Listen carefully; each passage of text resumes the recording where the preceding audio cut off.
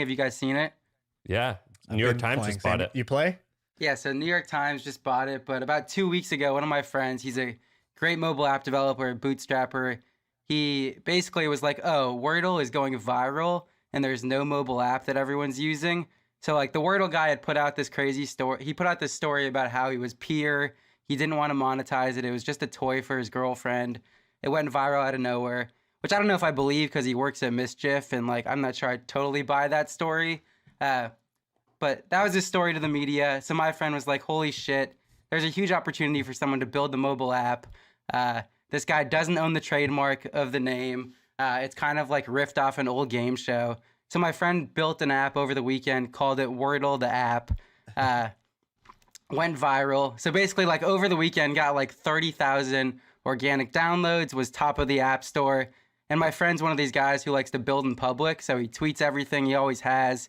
He used to like put his portfolio up so you could see everything he's doing. And what is Sam, by the way, this is going to support your build in public thesis. By the way, this is like the perfect case study of how you feel about build in public, which is I like it in theory. It's like the face tattoo thing, right? I like that other people do it. I don't want to do it. And here's why. Here's the cautionary tale. Like when the DARE officer brings like, someone who's like been in jail for drugs to the classroom to tell their story. This is like a before and after of meth. Yeah, exactly. It's like nerve-wracking. But Sean, explain what Wordle is, because all I know, I don't play word games. I play real sports, and so I'm not trying. I don't waste my time with that. So when people are, what is this game? It's a game. Okay, so it's a simple game. You literally, if you just, the way I get to it, you just Google Wordle, first link, you click it, and it's just 5 empty like letters, like 5 squares where you got to guess a word. There's no clues. It's not like a crossword. It's literally just like guess a word. So you type in a word. You might type in, like I always start with irate because Dharmesh from HubSpot said the word irate has 3 vowels plus the letter T plus the letter R. So you're getting a lot of common letters there. So it's a great start word. So you type that word in, and then it'll tell you it'll either show up gray, which means the letter's not in the word, yellow, which means it's in the word, but you got it in the wrong spot, or green, which is this is the right letter in the right spot. And then you have, I think, 5 or 6 guesses to be able to get the word in the end. And then the beauty of it is at the end, it's like you got it. You feel the sense of accomplishment. The whole thing takes you like 2 minutes to play the game. So it's like really easy to play in that sense. And then if you get it right, it lets you share that you got it right, but it doesn't share what the word was. It shares like imagine what you're looking at now, which is like the word and all these colors, but take the letters off. It just shows the colors. So it'll show somebody else, oh man, I started off not having any of the letters. Then I got the T at the, and then I got 1 letter at the end. So that's and what then that like score on my is. 4th one, Okay. I got it right. So that's why you see that grid of green squares posted on Twitter, and it started going viral on Twitter. So that's the game. And what's like the score? Okay, so I'm Ben just got it. Moist. Ugh. Ben, did you really just play that, or are you watching a video? I think he's I already playing did it it. this morning. I was trying to just do like an illustration, just trying to get some accurate B-roll. All right, so I understand. So people have been sharing this like crazy, and Dharmesh, the founder of HubSpot, He plays it daily. and so he even built a competitor to it as well. And so your buddy Ben Levy, what's this guy's name? His name's Zach Shaked. And what's the name of the app? It was called Wordle, the app. So part of the story, basically, so he goes and builds this app. He tweets like, holy shit, this is the fastest growing app I've ever built. I've built 10 other businesses. They've all done really well, but this is the only one that's like growing organically like crazy. And he basically, the Wordle creator sees it and he's like, yo, he gets on the phone with him. He calls him and he's like, hey, this just doesn't feel right. By the way, this whole thing's just happening in a Twitter thread. Ben sends me the first tweet. He's like, yo, Zach's, because I've met Zach through Ben. He's like, yo, Zach actually cloned Wordle. Next tweet. Look at this shit. He's tweeted out a graph. It's going crazy. Third tweet. Someone says, dude, you just ripped off Wordle. Like you're going to get whatever sued or something. And you don't own the trademark for this. He goes, what trademark? And so I'm seeing the tweets play out in real time, and he's bragging. He's bragging about how good it's doing. And he's like, like there was no app. Now I'm dominating this. I'm getting all these free downloads. This is amazing. And he's just tweeting update after update. Okay, so Ben, pick it back up. So then somehow the Wordle guy gets in touch with him. So the Wordle guy DMs him and he's like, yo, let's get on the phone. And my friend Zach is like, hey, like, you don't own the trademark. I know nobody owns it. There's a bunch of other apps called Wordle before this. but like let's partner or something. And the guy's like, I don't like, he basically said some version of like, I don't do this for money. This is just fun. Ironically, he sells the New York Times like a week later, but that's separate. So my friend gets off the phone with him, and he's like, all right, I'm going to talk to a lawyer. I'm going to figure out what I should do. Like, clearly there's no ability for us to work together here. And then like 20 minutes later, some big tech reporter dunks on him pretty aggressively, and he's like... Dunks on who? Your buddy or the original creator? Dunks on Zach, my friend, and he's like... he basically says something like, wow, like app developer has no ethics, clones Wordle, bragging about how he's at the top of the app store. And then, when that happens, everyone goes and looks at Zach's past tweets, and he ironically had 2 tweets. So like 6 months ago, he tweeted, I hate app clones, like someone's cloning my app and I'm gonna he basically like disputed every app that was cloning his old app and posted a big thread about how app clones are the shittiest people. Didn't he call them like scumbags or something? Yeah, he was like, they're the scums of the earth that you're copying my app. And then wait, you said the word ironic. So was he being serious? No, he was being serious. It was ironic that he tweeted that, and then he was doing, and then he was being opportunistic. And then he also tweeted like, at the beginning of the year, I have 2 goals for 2022. It's like be more vulgar and make $10 million this year. So he just gets like proceeded to get dunked on really aggressively, and people start buying his domain and are like, I'm going to dispute every app you've ever made. I'm like going to make sure that everyone knows you're the worst of the worst. So basically that's what happens. Apple ends up pulling down every single Wordle app. He calls you right somewhere in the middle here. He calls you for some advice, right? Yeah, so he calls me in the middle of this and he goes, hey, this is crazy. Like, app is doing really well. I think this is a big business. Like, I know how much these apps convert, like free to paid. This is just growing organically. This is a $10 to $100 million mobile app here. What would you do? And I was like, well, I think, ethically, I'm not sure. I think you did kind of copy him. But I get that, like, this is version 1 and you're going to make it better. I could buy that. But right now, you're probably stuck. Like, the mob has you. But he's like, well, maybe there's a Trumpian version to this where, like, I kind of own that, like, this is my approach and, like, I'm doing it and there is no trademark. Apologize, put up the white flag, take it away, right? These are options on the table, right? I could just say, sorry, I did wrong. I could say, sorry I said what I said, and I'm going to change the name. I'm going to make some concessions. And then there was go full Trump. And full Trump was like, just lean into it. And but you could do that in a non like douche way. What you could say is, look, we're not claiming to be innovators here, but we're executors. And so we find things that are great and we make them available for the masses. Sue me. That's like the way that you could take this. That's what Rocket Internet says. They go, we're not innovators, we're executors, we're operators. So how did the conversation go, Ben, when you guys talked about these options? Yeah, so basically I was like, I think those 3 options are on the table, and he was like, yeah, but I don't think we're really doing anything wrong. Like, there is no mobile app. So like, while people can think that, I think it's fine. So he basically is like, I'm going to double down. By the way, this other guy didn't create Wordle. You're saying there was a game show back in the day that was the same game. He created a web version of it. Is that right? Because I think that changes it too, which is this guy also copied this show, right? Like, and it looks like this guy, Zach, did he redo the app but call it Word Love? Well, that's later in the story. That's like after Wordle got shut down in the App Store, he recreated a new, another word game with similar Apple words. Literally just shut down all the clones, or just him? Yeah, they shut down everyone that was using the name Wordle after that. And to clarify, there was a game show that Wordle was based on, and I think the guy's story was like, I did this for my girlfriend. It wasn't for profit, so he didn't get crucified for it. I see.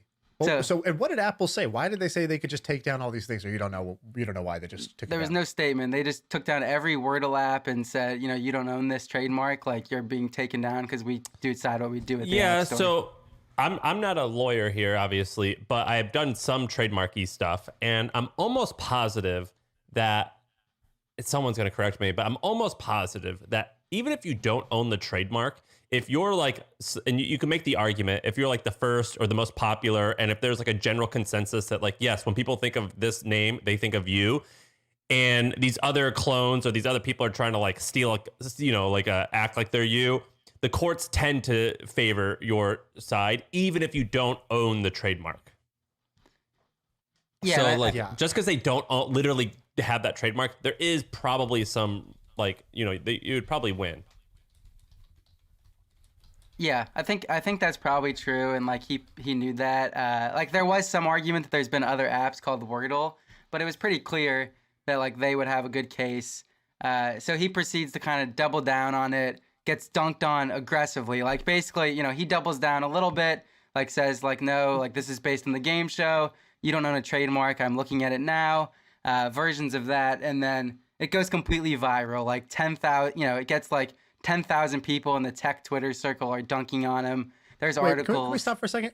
Why was his goal be more vulgar for 2022? Why was that a goal? That's such a random. You said that, and my mind is still wondering why was that his number Does that one mean goal? like be more aggressive? I think he meant like be more aggressive. Like when he sees opportunities, be more assertive and like, you know, be as aggressive as possible when opportunities present themselves. Okay. Which clearly was what this was. So he went hard. He got dunked on, and basically what happened was people bought his dome. People squatted on his names, ZachShaked.com. They were like, "We're gonna go vote down every single app you own. We're just basically gonna attack you." Oh, and so And then what happened? How's this end? So I mean, basically it ended with him shutting the app down as you'd expect, and now he's like making a new word game because he likes the word game space. But I think his, like when I was talking to him about it earlier, he was like, you know, the biggest thing for me is building in public is not always good. You know, like the fact, you know, by building in public, like I just assumed you know, this was great for me. And this is the really dark side of me building in public. Well, Dude, let's be more specific. He had $10 million in his hands and decided that the tweet love for talking about what he was doing was worth that, because if he just stayed as an anonymous developer, he just put it under some shell company developer name, left it in the store, didn't brag about it, it wouldn't have got picked up by journalists. As like, the story isn't that there are apps in the store called Wordle that are owned by different people. That's not the story. The story is, look at this guy cloning this thing, ripping it off, bragging about it, and then getting shit on Twitter. That's the story. So if he just didn't do that, then that doesn't get to Apple. Like, I think there's a pretty good chance he gets away with it, because I know the App Store is full of clones. Like Flappy Bird had tons of clones. Every slot machine game, there's people don't know this. Like random apps, like slot machine apps, are what like produces the most revenue in the App Store, and you know, nobody really cares about it. They're under these like Because random you don't holding company talk about names. it. Because you don't talk about When it. you're You just crushing shut up. it, you shut up. Yeah, it's when you're not crushing it that you want to talk about it. As soon as you start crushing it, zip. Yes, when you're doing well, you only talk about it when you're not doing that well, or when you are doing so well that you think that, like, you know, you can't catch up. That's why people are always like, why don't you talk about your e-commerce thing? I'm like, why? It's working. What do I need to tell you guys about it for? Yeah, You and I also think but that, like, transparency, like, yeah, cool. I favor transparency with people I trust, not strangers on the also, internet. Like, I don't value transparency. well, it's like if it's my wife or my family or my coworkers, all right, I'll give you transparency. I don't owe you, my Twitter follower, or even my podcast listener, to tell you my every detail. I'll be very honest with you. I tell people things when it's beneficial to me, and I don't when I don't. And I actually recommend that strategy to anybody. There's no like force there's nobody forcing you to tell everybody everything when there's no gain to be had for you. Yeah, I And think, there's actually clear downsides. and this like in guy game. just totally screwed it up. If he should have shut up. You just got to shut up sometimes, and that's really hard. It's the building in public thing, man. And also, it impacted the Wordle guy. Now he got all this competition, and he had a lot of stress. I think that, like, when you're doing well, you just shut up. You don't talk about it. Yeah, and I think, you know, part of it becomes your identity. Like I'm the build in public guy, so like I do everything in public. And I think he was just like, you know, type of guy that's like, I'm really good at growth and I'm really good at building apps, and wanted some love for it, you know. And By the way, I recommend this guy's blog or Substack, because he actually he does a good job of building in public. Like he Ben, what was the one that we were reading? And I remember telling you, I was like, dude, this guy's stuff is actually really good. He had like no followers, but like or like, you know, not no followers, but he had a very small following. But I thought his content was actually really interesting. He would talk about like, all right, I'm going to build this product because of this reason. So first thing I'm going to do, I'm going to go to, you know, lean domain search. I'm going to get a name generator for this. Okay, I got the name. Boom. Now I'm going to go do this. Boom. Here's how I do this. Boom. all right, I'm going to fire up some paid ads. Look, here's the dashboard. And like, he was actually making progress. So he wasn't just like, he wasn't just talking theory. Like, he was actually getting users, getting revenue. And he was very, again, he was giving out a ton of value. And so I was like, oh, cool. I like to learn all this stuff. Great. Thank you very much. And in those projects, the trade probably worked, right? He got interest and respect and attention, and he gave up, just a little bit of knowledge. But in this case, it did not pay off. Yeah, and he like openly shares all of his app numbers, like that link I just dropped, zach.so/dashboard. You can see all of his app numbers, all the churn. So it's a big part of his identity, and he's really good at it. But sometimes it doesn't always pay to build in public. Dude, cornrows and face tattoos. It's cool that other people do it, but not for me. Yeah, the other thing is like identity. Be real careful what your identity is, because your identity comes with like, some serious trade-offs. People have an identity and then they'll like, they use it to build a little prison for themselves. Here's my walls and chains that I put on myself by like labeling myself in this way. I like to, like, people will be like, oh, I thought you said this the other day. I'm like, yeah, changed my mind.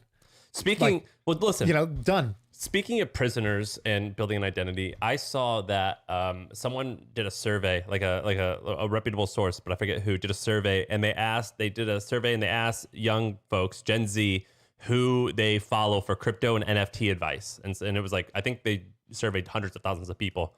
Pomp was number one for the most trusted person. Pomp is like our friend and started out like just a guy on Twitter. Now he's like pretty official.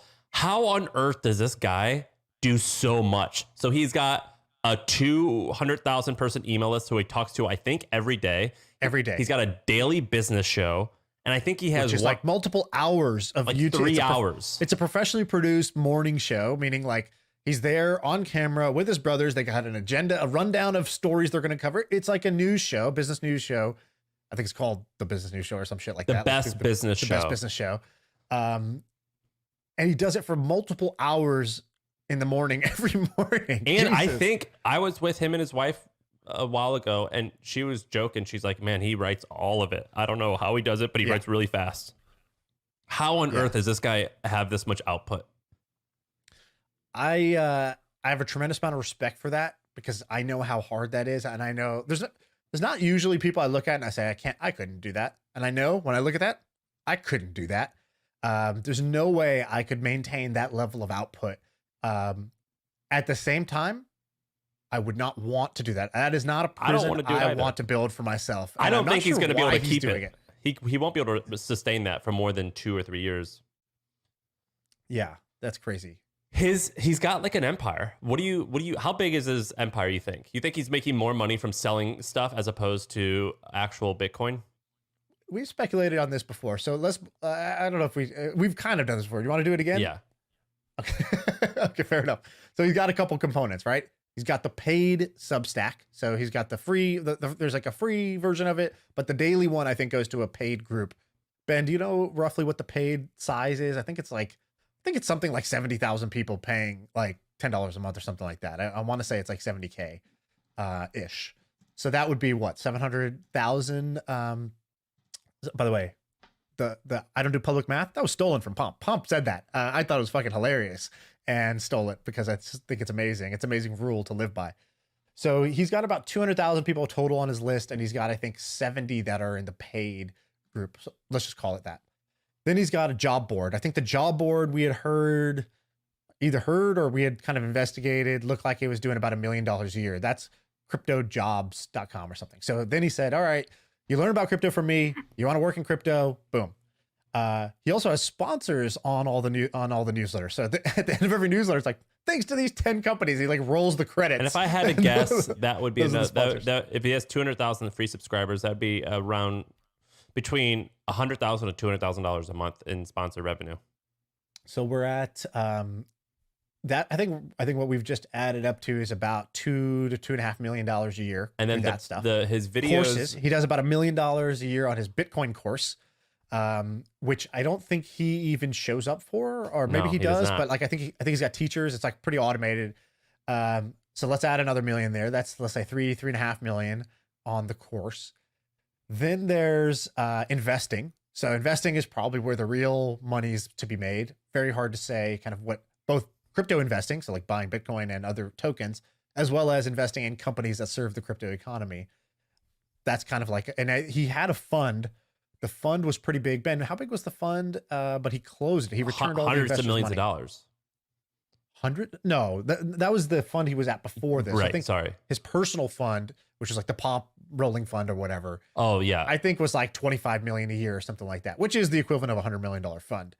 So I think he was doing 20 to 25 million a year. Again, these are all plus or minus 50%. So And then his YouTube got 4 million views in the last 30 days. And then his podcast, I bet, is around where we are. but dude, YouTube at 4 million views that's like $4,000 or something. The YouTube pays like nothing on just the views, but maybe his sponsors, because I think his Best Business Show has a main sponsor that's like Yeah, it's SoFi. Because one time I got in trouble because I disrespected them when they well, they're not a sponsor anymore, right? So can you tell the story? Yeah, so basically one time the Hustle wrote an article about SoFi's CEO getting in trouble for, I don't remember what did he, was it a sexual thing or was it fraud? Something like that. And in the headline we wrote SoFi, more like so fucked, and they bailed as a sponsor. And I told that story on his podcast and he got really he wasn't mad. But Uncomfortable. yeah, I was like, well, you just tell him I said it. You didn't say it, I said it. so SoFi can't. You're like a menace Yeah. to the SoFi like marketing team. They're like, God, everywhere we go, this guy comes in and hits the same SoFi so fucked. It's a good joke. It's a good joke. And so anyway, so at this point, I would say he's in the huge range of 5 and 7 million a year, just off like pomp. That's income, right? Then not even counting the sort of equity value because there's also Bitcoin Pizza, which was his like ghost kitchen he launched. What else is there, Ben? He's got merch. Does he have merch? I think he's got merch. Yeah, he's got merch. What are the other part of his empire, of his pomp empire? He's got his brothers, so I really respect that. Anybody who takes, anybody who's got the when I eat, we all eat mentality, I respect that. And he brought his brothers along. So his one brother, Joe, he does awesome content about the business of sports. His other brothers are his co-hosts for the Best Business Show. Because when I asked him, I was like, dude, why are you signing up to do this morning show? Like, that's so much work to do a YouTube show every day for multiple hours.